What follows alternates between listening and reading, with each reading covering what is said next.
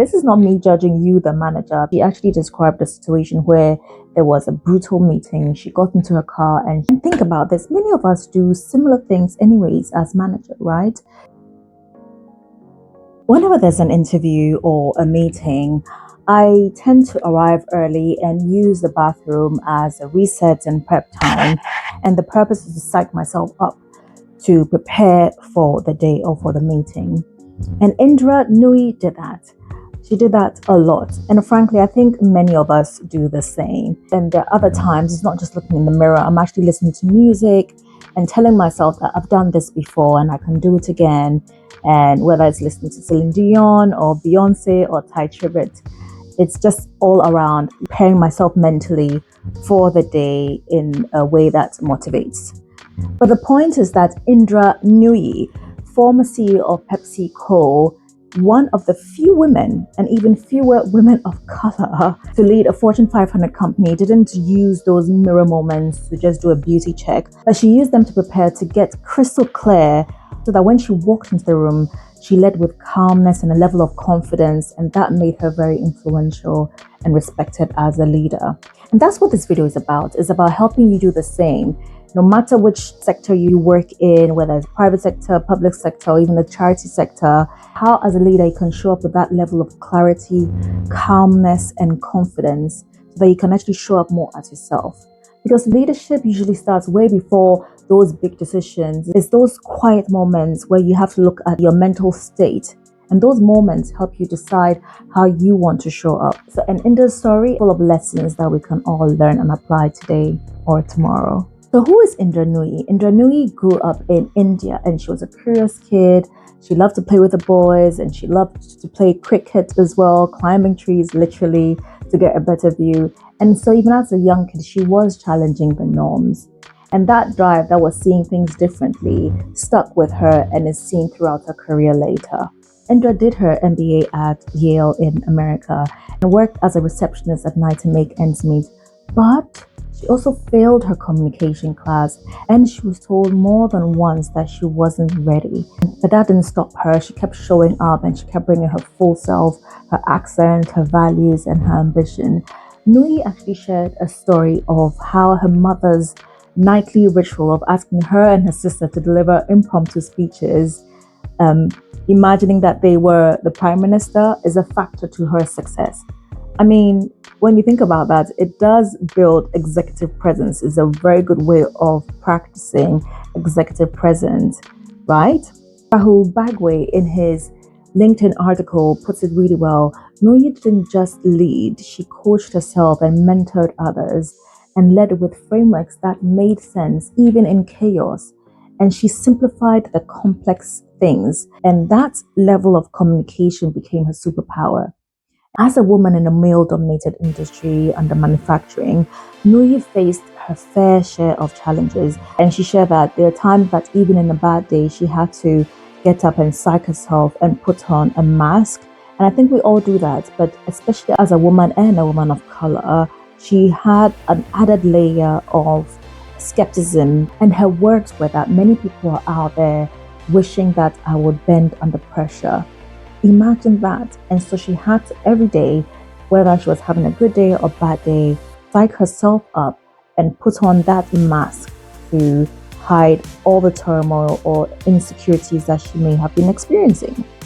And I believe this is a similar situation for many women in the West, where you definitely have to put on that mask because you know that a lot of people actually, there's a level of scrutiny actually that is placed on the work that you do and how you show up. It's not fair, but that is the reality. But this is not the point of this conversation, actually. I think it's really important that we highlight the fact that, yes, this is what the reality is, but this is not going to be the focal point, because that in itself can actually disempower. When you focus too much on the biases that you are experiencing, that actually becomes how you start to operate, but it should be in spite of that. So yeah, this is just a side note for you to understand how we can operate on that. And if you want me to expand on that, please drop that in the comments. In fact, she used those obstacles as opportunities to prove herself and demonstrate her capabilities. Now, Nooyi's leadership style is characterized by her innovative strategies and vision for sustainability. She transformed PepsiCo into a more environmentally conscious company, driving initiatives like sustainable agriculture and reducing greenhouse gas emissions. Her ability to inspire her team and foster a culture of innovation played a big part in that shift. Note that Nooyi was CEO from 2006 to 2018, but she had worked for PepsiCo from 1994, and she was influential in the decision to acquire Quaker Oats. I was even surprised to hear this, that Pepsi owned Quaker Oats since when? But a lot of people weren't convinced when she was trying to make that change, that acquisition. But Nooyi has always been focused on the long game, and she saw the opportunity to expand PepsiCo's reach into health-forward markets. And guess what? It worked. That bold move helped reposition the business, and it's actually reinforced her principle that when others were hesitating, she was able to lead with consistency, clarity, and courage. She showed up with all these values. According to Carmine Gallo, an American author and speaker, Nooyi had a simple yet powerful communication style. And Nooyi's communication strengths came down to 4 things. They weren't flashy, they just had the desired impact. So first is to know your stuff. Nooyi studied hard and she prepared really well. Her weapon was simplifying complexity. Whether it was a 200-page report or there was market chaos, she could cut through the noise and simplify the information for you to digest. Second, it's to start with a big picture. So Nooyi's style was that she didn't build up to her point. She actually led with it. So in meetings, she got straight to the outcome and then slowly walked people through how she got there. That's interesting because I think for some theories are that you should rather build people up to the point of outcome or impact, but she started off with the outcome and the desired impact and then walk people through how she got there. Third is to stick with 3 key messages, whether it's rolling out her performance with purpose, strategy, or presenting to investors. She kept things memorable by grouping the messages in 3s. 4 is to keep things short and keep it real. Nooyi has the style of keeping her message succinct, concise. She once described PepsiCo's products. Someone asked her, how would you describe PepsiCo's products? Sorry, I'm having problems pronouncing that word, PepsiCo, because I'm used to calling it Pepsi. Nooyi described PepsiCo products as things that you could either rip, flip, twist, or tear, and that was a very simple way of describing all the products of PepsiCo. And so she was always seeking clarity, and that was her leadership style. And going back to Rahul Bagwe's article, he also adds another lens to this, and he says that communication without passion is noise. And Indra painted a picture with her words. She made people feel and not just listen. So managers, if you're explaining something that is complex or complicated, whether it's a new project, a restructure, or some other change to the team, don't just go and share the graphs and the numbers. It's also important to tell the story, because with the circumstance, the context that you describe, when you add a bit of compassion or emotion to it, it helps provide that clarity for the audience or your team to actually understand what you're trying to say. And this is something that even I am still working on. Let's move from the communication bit to another aspect of her personality, which is the level of relentlessness. Gosh, I had to take my time pronouncing that. Indra had a style of not being the loudest in the room. She wasn't always the first to speak, and I think this is something that we always say, that the highest paid person in the room should always be the last to speak, and she actually followed that. Going back to the first point I shared around the communication style, that she came into the room knowing her stuff and she was prepared. And Rahul Bagwe in his article calls her preparation her antidote to self-doubt, because when you are unsure of yourself, having that level of preparation, meticulous preparation, ensures that you are confident and you are building that level of assurance and confidence brick by brick. We're not denying that she would have faced some brutal situations. I mean, she was a CEO after all. She actually described a situation where there was a brutal meeting. She got into her car and she quietly coached herself and telling herself that, you know what, I'm not going to shrink about this. Don't shrink. Own the decision. Don't upwardly delegate. And that's self-leadership. That's how she coached herself into being such a great leader. And think about this. Many of us do similar things anyways as managers, right? When we are planning annual objectives, whether we're also carefully dealing with a disciplinary issue, or when we're trying to set boundaries to avoid burnout culture. It can also be when we're actually also trying to advocate for what's right, even when it's not too popular.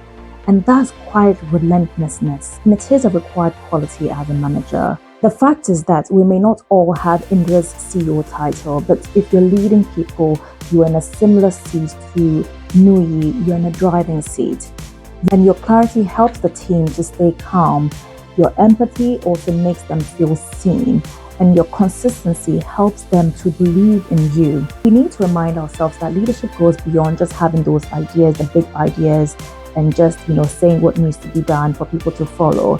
But it's also about how you communicate your vision and your expectations. It is where you nudge and where you enable people to bring their best and not just accepting the easy way out. It's not easy, but that takes time and patience, which feels like it's in short supply these days. This is not me judging you, the manager, the note to self, because we all struggle with time and with all the distractions, personal deadlines, and team demand. So here's what you can try this week. Before your next meeting, map your audience. What do they care about? Is it your team? Is it the investors? Is it your other members of the management team? Turn one project update or policy into a story and make it relatable. Let's see how you work with that. And to apply this practically, let's pause for a minute and you grab a pen if you can and reflect. Think about your last team meeting. Did people leave feeling seen or spoken at? The second thing is, what is your style of communication? Note that. And what's one thing that you're going to do differently next week? And now let's go deeper. What are you making a lot of noise about that you actually need to go quiet and allow the team to feel empowered, but you still lead? What would quiet relentlessness look like for you? Write all these down and stick it somewhere, and maybe even say it out loud in the mirror as she did. And for women watching, we are not unique, but we are who we are. We can still learn from her and lead in a way that's true to us, because we all have our own leadership styles, and you need to let your grounded and real leadership speak for itself. So if this landed with you and you're ready to lead with more confidence, clarity, and a level of calm, I've got something for you. Download the free worksheet below, and it includes prompts, a space to prep your next team talk, and a recap of Indra's 4 strategies. And if you're looking for a space to share challenges, learn from others, and make people management actually enjoyable, then check out my membership. It's the Mayday Manager membership, and it's for people like you, smart, values-led, and doing the hard stuff well and not wanting to do it alone. We run group coaching and share real-life answers and actually laugh through the messy bits. Thank you for watching, and see you next time. Keep making progress with care.